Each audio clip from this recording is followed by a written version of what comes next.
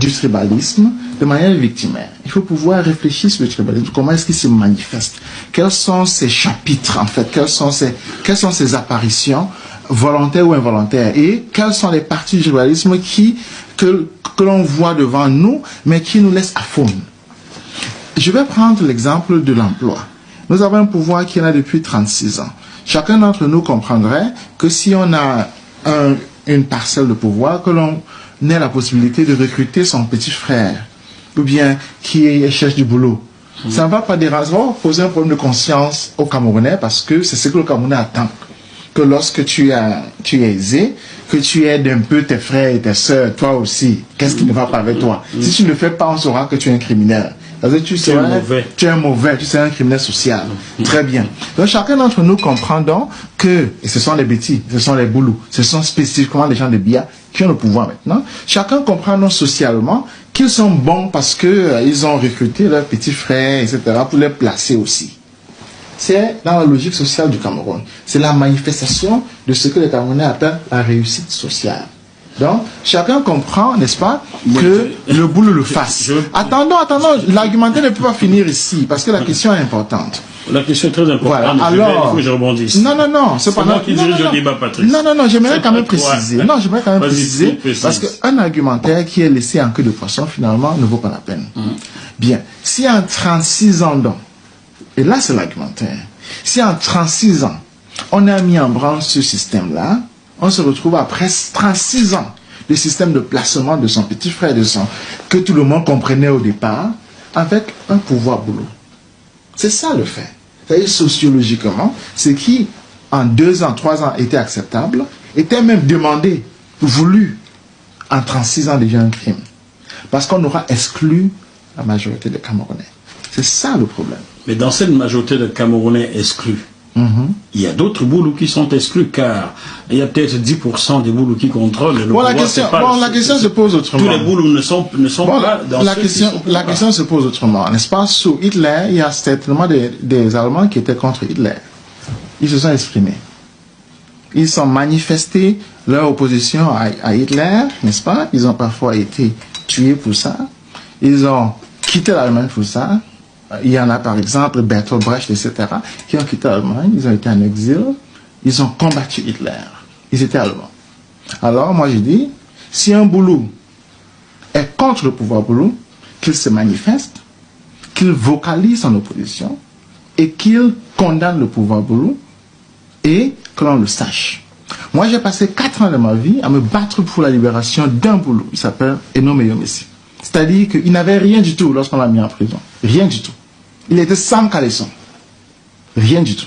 Il avait un t-shirt, n'avait rien. On a logé, nourri, avocat, hébergé, tout. On lui a tout donné. C'est-à-dire pendant 4 ans. 24 heures sur 24. Dès qu'il est sorti de prison, il m'a régné. Il n'a jamais prononcé mon nom. Jamais. C'est comme s'il n'existait pas du tout. Dernièrement, il demande que Bia, qui est boulot comme lui, tue les anglophones, qui manifeste la liberté de s'exprimer et veut qu'il soit respecté. Il demande à Bia d'incarcérer des anglophones qui sont dans la même prison où il était. Et lorsque moi-même j'étais dans cette prison-là, moi-même, qui pendant 4 ans me suis battu pour qu'il soit libéré, il m'écrit pour me demander de me taire.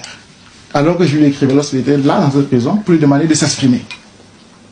Le mauvais cœur ne peut pas être aussi profondément ancré. Donc, il faut déjà savoir que lorsqu'on parle du pouvoir boulot, n'est-ce pas, ce n'est pas quelqu'un qui dit sporadiquement je suis contre Bia, mais qui dans les actes fait tout pour que Bia reste au pouvoir. C'est au contraire quelqu'un qui manifestement agit pour que Bia soit chassé.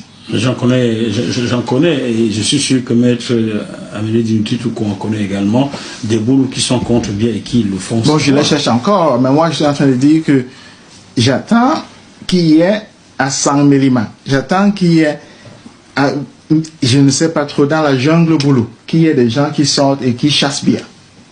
Parce que ce que je vois venir de là-bas, c'est 100% soutien à Bia. C'est ce que tous les Camerounais voient. Si on prend l'espace Bamileke, il n'y a aucun être politique dans l'espace Bamileke qui pourrait avoir 100%. C'est impossible. C'est tout simplement impossible parce que le Bamileke est inscrit dans la liberté. dans l'autonomie, c'est-à-dire que le Banganté ne votera jamais à 100% pour le Bafoussam, c'est impossible.